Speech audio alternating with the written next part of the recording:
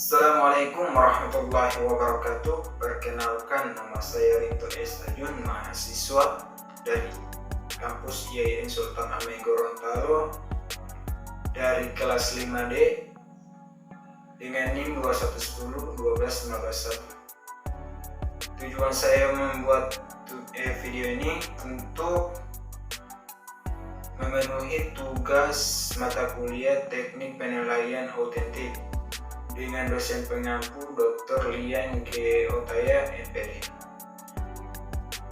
Baik, kali ini saya akan membahas materi tentang asesmen. Asesmen atau penilaian adalah proses pengumpulan, pengolahan, dan interpretasi informasi untuk membuat keputusan tentang pengumpulan kinerja atau kriteria individu, kelompok atau objek lainnya. Dalam konteks pendidikan, asesmen merujuk pada proses pengukuran kemampuan dan pencapaian siswa dalam hal pengetahuan, keterampilan, dan sikap. Asesmen dapat dilakukan dengan berbagai cara, yaitu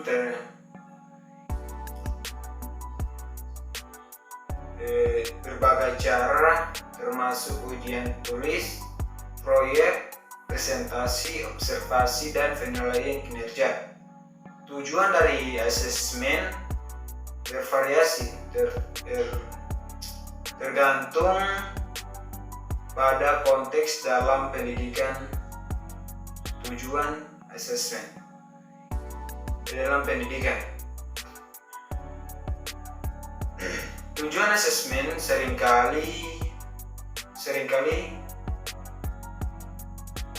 adalah untuk mengukur pemahaman siswa terhadap materi pembelajaran, mengidentifikasi kebutuhan pembelajaran, dan mengukur pencapaian akademik. Selain dalam pendidikan, asesmen juga penting dalam berbagai bidang lainnya, seperti psikologis kesehatan, dan bisnis. Dalam konteks psikologis, asesmen digunakan untuk menilai keadaan mental, emosional, dan perilaku individu. Dalam bidang kesehatan, asesmen digunakan untuk menilai kondisi fisik atau kesehatan pasien.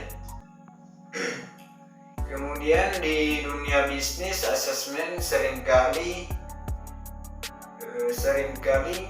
digunakan untuk menilai kinerja organisasi atau produk atau layanan.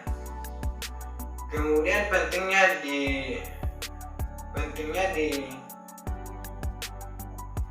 mengetahui asesmen,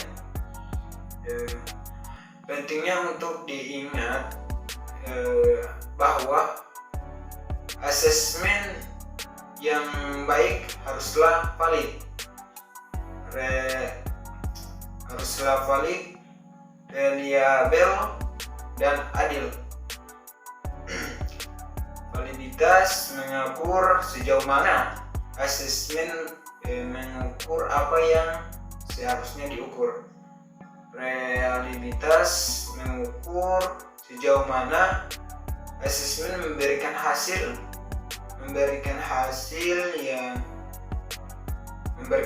yang konsisten jika diulang beberapa kali, dan keadilan berarti bahwa asesmen tidak memihak atau mendiskriminasi individu atau kelompok tertentu. Kemudian macam-macam asesmen yang seperti yang saya sebut tadi, ada beberapa macam asesmen, yaitu yang pertama asesmen pendidikan, asesmen kesehatan, asesmen psikologis, kemudian asesmen bisnis dan organisasi. Kemudian yang kelima ada asesmen pengembangan sumber daya manusia. Kemudian yang keenam ada juga asesmen bahasa. Kemudian yang ketujuh ada juga asesmen pekerjaan dan karakter. Ya. Yang pertama itu asesmen pendidikan. Asesmen pendidikan itu bisa dilakukan dengan cara ujian tertulis. Siswa diuji dengan pertanyaan-pertanyaan tertulis untuk mengukur pengetahuan mereka tentang suatu topik. Kemudian ada juga asesmen kinerja. Asesmen kinerja yaitu siswa menunjukkan keterampilan dan pengetahuan mereka melalui proyek, presentasi, atau tugas praktis. Kemudian yang ketiga yaitu ujian formatif. Ujian yang dilakukan selama pembelajaran untuk mengukur pemahaman siswa dan membimbing pengajaran selanjutnya. Kemudian yang keempat yaitu ujian sumatif. Ujian sumatif ini yaitu ujian akhir,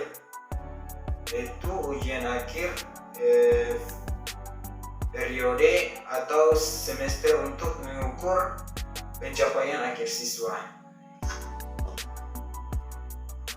Kemudian yang kesembilan yaitu asesmen kesehatan. Di asesmen kesehatan yaitu pemeriksaan fisik. Kemudian di asesmen pemeriksaan fisik ini evaluasi fisik oleh dokter atau tenaga medis untuk menilai kondisi kesehatan fisik pasien. Kemudian yaitu asesmen psikologis. Asesmen psikologis ini mengukur aspek-aspek oleh dokter atau tenaga medis untuk menilai kondisi kesehatan fisik pasien. Kemudian yang ketiga itu ada asesmen gizi. Nah, di sini asesmen gizi ini yaitu mengevaluasi kebutuhan nutrisi atau status gizi pasien. Kemudian selanjutnya ada asesmen psikologis dan praktis. Yang pertama itu wawancara klinis. Wawancara klinis ini psikologis untuk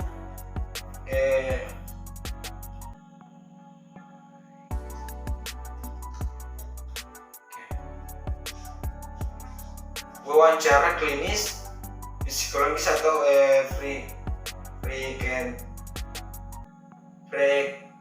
presenter berinteraksi langsung dengan presiden untuk mengevaluasi kondisi mental atau emosional mereka. Kemudian yang selanjutnya itu tes psikologis. Tes psikologis ini mengukur aspek-aspek psikologis seperti tes kecerdasan, tes kepribadian dan juga tes minat. Kemudian selanjutnya ada skala kesejahteraan. Di skala kesejahteraan ini mengukur tingkat kebahagiaan keputusan hidup atau kesejahteraan subjektif individu. Kemudian yang selanjutnya itu ada asesmen bisnis dan organisasi. Asesmen yang pertama itu asesmen kinerja karyawan. Asesmen kinerja karyawan ini yaitu evaluasi kerja karyawan untuk menilai pencipta target, keterampilan dan kontribusi mereka terhadap organisasi. Kemudian yang selanjutnya adalah penilaian kepuasan pengalaman, kepuasan pelanggan. Di penilaian kepuasan pelanggan ini yaitu mengukur kepuasan pelanggan terhadap produk atau layanan suatu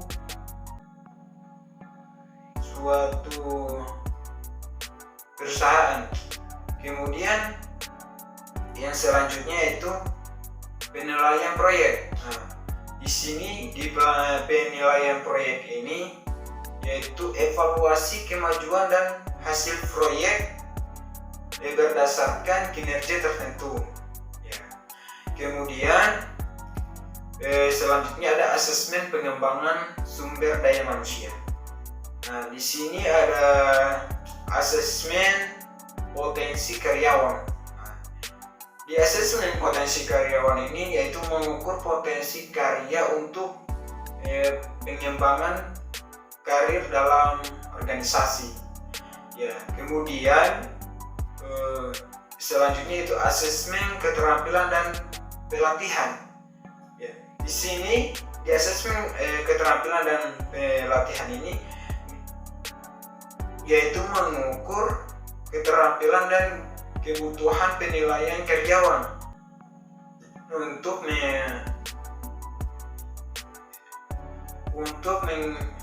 pengembangan profesi mereka.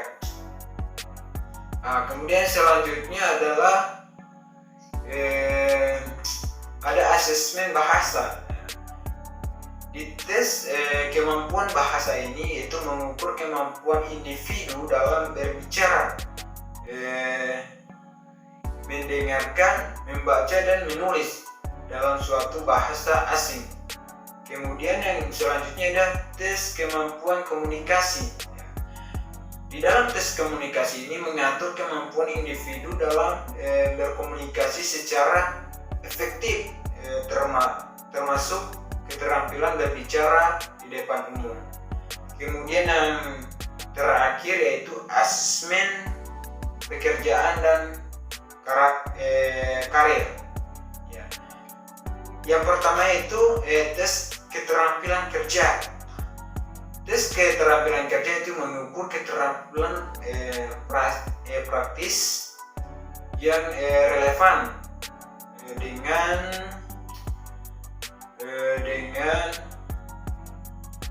pekerjaan tertentu seperti tes keahlian teknis. Kemudian selanjutnya yaitu asesmen minat karir, mengukur minat dan preferensi individu terhadap jenis-jenis pekerjaan dan industri tertentu. Jadi setiap jenis asesmen memiliki tujuan dan metode sendiri, dan penilaian jenis asesmen yang terdapat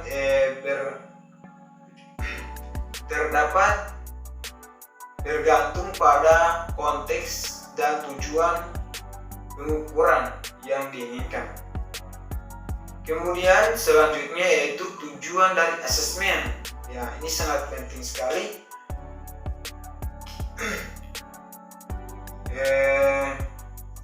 Dalam tujuan asesmen bervariasi tergantung dan konsisten tujuan spesifik dari pengukuran yang dilakukan. Beberapa tujuan umum dari asesmen yaitu meliputi 8.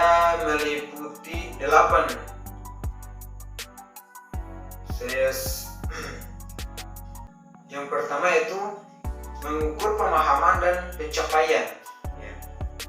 Mengukur pemahaman dan pencapaian salah satu tujuan utama asesmen dalam pendidikan adalah mengukur sejauh mana siswa memahami materi pembelajaran dan mencapai tujuan pembelajaran yang telah ditetapkan.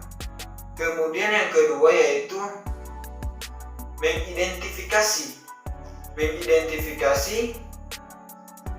kebutuhan pembelajaran. Asesmen dapat membantu guru mengidentifikasi kelemahan atau kesulitan siswa dalam memahami materi pembelajaran. Dengan mengetahui area-area di mana siswa kesulitan, guru dapat merancang strategi pengajaran yang lebih efektif. Kemudian yang ketiga itu ada mengukur kemajuan individu. Yang ketiga ini mengukur kemampuan individu dapat digunakan untuk membantu kemajuan siswa dari waktu ke waktu dengan melacak perkembangan siswa. Guru dapat memberikan umpan balik yang tepat, yaitu menyesuaikan pembelajaran sesuai dengan kebutuhan siswa. Yang keempat yaitu menilai keterampilan dan kepribadian. Asesmen tidak hanya terbatas pada penilaian, namun pengetahuan akademik, tetapi juga dapat digunakan untuk menilai keterampilan seperti keterampilan interprofesional, kemudian keterampilan dan kreativitas, serta aspek-aspek yang pribadi seperti sikap, nilai, dan etika. Selanjutnya ada manfaat asesmen bagi pendidikan. Seperti yang saya sudah jelaskan tadi, manfaatnya yaitu memiliki peran yang sangat penting dalam sistem pendidikan. Manfaatnya yang pertama itu evaluasi kemajuan belajar. Evaluasi dalam kemajuan belajar itu asesmen membantu guru dan siswa dalam menilai kemajuan belajar dengan mengukur pemahaman siswa terhadap materi pembelajaran. Guru dapat menyesuaikan metode pembelajaran dan memberikan bantuan tanpa tambahan kepada siswa yang membutuhkannya. Kemudian yaitu penyaringan masalah pembelajaran dengan mengidentifikasi siswa yang mengalami kesulitan dalam belajar. Kemudian ada faktor-faktor yang mempengaruhi proses asesmen, yaitu dalam bervariasi, tergantung dan konsisten terhadap beberapa faktor utama, yaitu yang pertama itu tujuan yang sudah saya jelaskan tadi, kemudian konteks dalam lingkungan. Dalam lingkungan ini terdapat asesmen dilakukan seperti lingkungan kelas, lingkungan kerja, ataupun di lingkungan kesehatan, dapat mempengaruhi cara asesmen dilakukan dengan hasil yang diperoleh. Kemudian yang ketiga itu karakteristik peserta asesmen. Karakteristik peserta asesmen ini seperti usia, tingkat pendidikan, pengalaman kesehatan, dan latar belakang budaya dapat mempengaruhi cara asesmen dirancang dengan